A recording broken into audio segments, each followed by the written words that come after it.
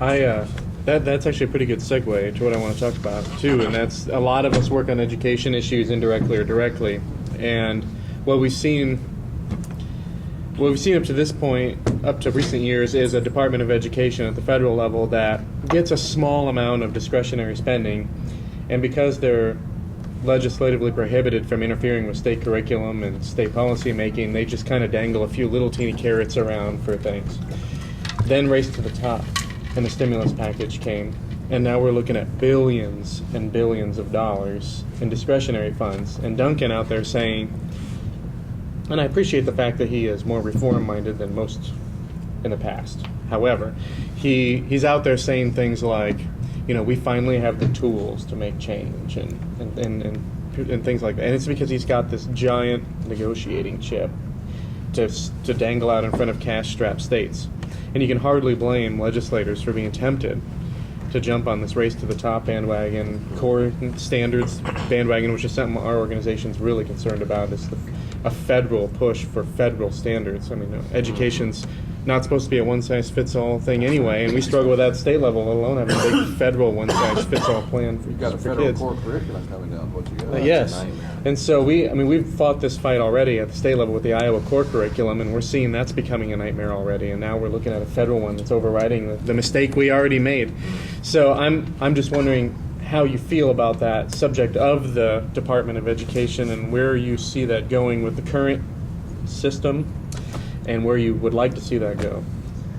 One of the votes that I always look back on and question, at the time I questioned it, I was in the leadership of the Senate. It was our president's big initiative, and we got a lot of pressure, and I did. I voted for it. I voted for No Child Left Behind. I gave lots of speeches about federal intervention in education, and I voted for No Child Left Behind. But the reason I voted for No Child Left Behind, the principal reason is that we were going to finally measure. And I felt that it was important enough to put some sort of measuring tool in place, because every time we would try to do education reform, there would be all this information out there that says, oh no, it's not that bad, or this and that, and it was always a confusion as to whether things were as bad as everyone anecdotally or otherwise was saying. So the one good thing about No Child Left Behind is now we know we're bad. Okay, now we know we're failing. Okay, and so That's valid. yeah, it's true. That was the first time, because actually you were changing an act that was already there anyway. We already knew the federal money was going to go in there, and so our guidance counselors had to start talking about, instead of feeling good, accomplishment. Right. Yep. So you were absolutely correct.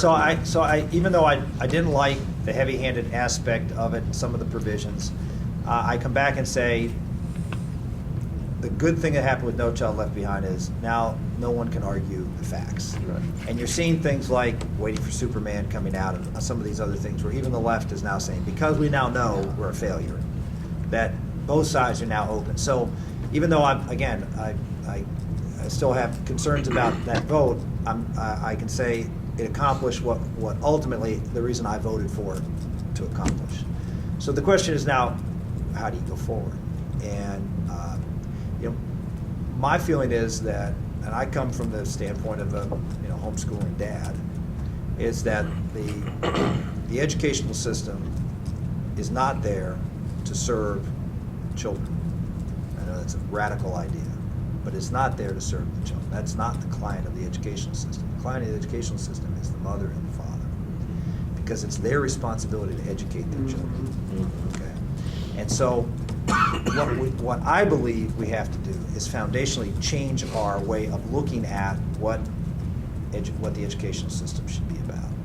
The educational system should be about servicing the needs of mothers and fathers as they try to educate their children. And I said, I give this talk to homeschooling groups all the time, but I probably could give it more generally. I said, to me, the perfect world would be a world in which in May or June before the school year, that every parent would come in and meet with either a superintendent or assistant superintendent or somebody and sit down, and they would have a discussion and say, well, here's Elizabeth and John and Daniel, and I can go on the whole list, but that's my kids. Say, they're in or whatever they are. I said, let's take each one of them, and how can we design a program that meets their needs? where are they going to go to school? What classes, you know, is it going to be the private school or the public school or homeschool or charter school, whatever the case may be? How can we design a program that takes their capabilities, their skills, and their unique learning needs and maximizes their ability to be successful? And we work with the parents and do it. So we do this to some degree if you have a special needs child. We do it to some degree if you have a gifted child. But to average students, we don't do this. We don't say, how can we best, you know, educate each child? And that should be the objective, is to deploy resources in a way that works with parents to maximize it. And I think, you want to talk about a revolution in schools, that would revolutionize schools. And it would make schools have to go out and compete for the resources that where parents want to spend their resources, design programs to meet the needs of average kids, because that's where, by the way, that's where most of this money is going to go. It's going to go to the average kid, and the average kid in the school system today is left behind. They're the ones that are struggling, not the gifted kids or the ones that have the what are they called, IEPs. It's the average kid. And parents are not engaged. Parents don't have any idea what their kids are being taught. I know this. They have no idea what they're being taught in school. And because they're not involved. And so bringing parents involved, having the federal, state, local government telling parents, hey, by the way, this is your job. Parents don't believe it's their job to educate their children anymore. They believe it's their job. You know, we have politicians telling them, look, we'll take your kid at 2 and we'll provide universal everything so you don't have any responsibility. That's dangerous. You want to create little socialized, socialistic kids. You put them in government daycare and government schools the rest of their life, and be surprised they come out as liberals. You want parents to be involved. You want parents to be educating their children. So if you want my vision on education, that's it. No, I think you just endorsed my book. Thank you very much. All right, very good. Take whatever I said, it's recorded, and put you as a blurb if you want. So. Senator, can I just, because I agree This is with Kim you. Lehman, for those of you who don't know. When I was fighting against human growth and development here in Iowa, which was instituted in 1986. She doesn't like human growth or development at all. She's Yeah, anti-human that's why, growth. you're against the Clean Water Act. We've always You don't known that about Kim, You don't but- like cleaner water. At least she's being honest about her agenda now. Anyway, what I did is I opted my kids out of all the filth, okay? And I was like the weird parent, and the school was always having to deal with me.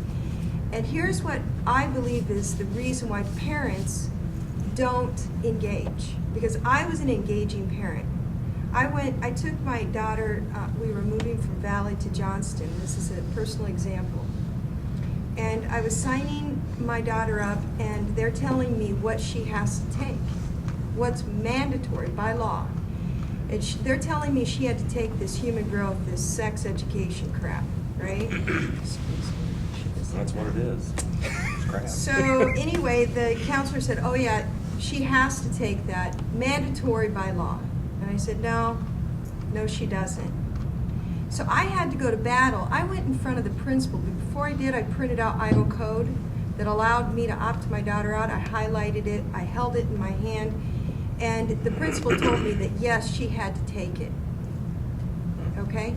And I said, no, she doesn't. And I put that in front of him, and I said, you're not only telling me something that's not true, but you're a counselor.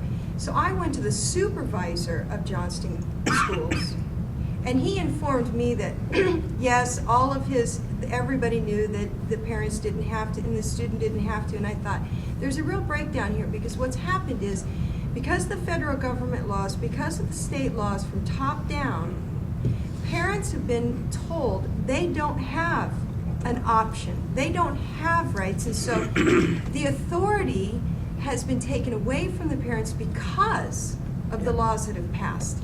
I think if we really want the parents to engage, because that was bullying that happened to me, and if it wasn't for the fact that I just despised that law, I wouldn't have taken it that far, right? We need to eliminate the federal government Department of Education, period, because the power that they hold over the heads of the parents. Because I agree with you, but it's not going to happen as long as there's those kind of mandates that they get to put in the face of the parents. May I have a couple comments before you respond? I mean, I think one of the big failures of the Reagan administration was the failure to carry through on his promise to eliminate that department. I've read the Constitution, I've studied it in law school. There is absolutely no constitutional basis for the federal government to have anything to do with our education system. And that's, you take away the rights from parents to do something, then it neuters their responsibility. It did. Well- That's what happened. The reason I started homeschooling, at my daughter's urging,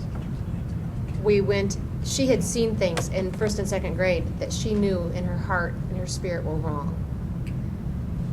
They started calling us in for conferences, and we had to fill out a contract of what we were going to work with our children after school. Now granted, they're on the bus at 7 a.m. If they're in sports, they get home maybe 5 p.m. If they're in music, that's after that. If they have homework, then there's a bath, then there's dinner. When do I get a parent, and when do I get to have any fun? And so I finally handed the contract back to the teacher and said, what are you going to teach my child this 9 months? But see, they wanted me to sign. And in front of my child, that gave my child the idea that they were the authority and I was somehow under their authority. And we knew at that point we had to leave. And what you're talking about with these conferences with parents, the individual plans for the special needs are horrible to get out of. Try and take your child out of that. They will all but arrest you and threaten you with the Department of Human Services. The school has to be reined in. It shouldn't even be funded by our taxpayer dollars. My child has to be on the bus at 7 a.m. if they're in a public school, and they are forced to sit in the hallways in their snow-covered boots and snowsuits. They can't go to their lockers, they can't go to their classrooms, because the other kids on the bus may want free breakfast. And now I think it's our So, job to feed so we're the we're kids now too. we're enabling these non-parents at the cost of every parent who might have wanted to give their kids a warm breakfast. And so I asked the principal, at what point are you going to start bathing these children? Because some of them have head lice every week. So until you call it for what it is. It's coming. I like these people. The delousing parties are coming. So I mean, just when you're talking about your plan, red flags are going up all over, and I hope you all appreciate my restraint sitting here, because let me just assure you, when I walked into the school building, alarms went off. They knew who I was. And the danger is That has to change. it has to change.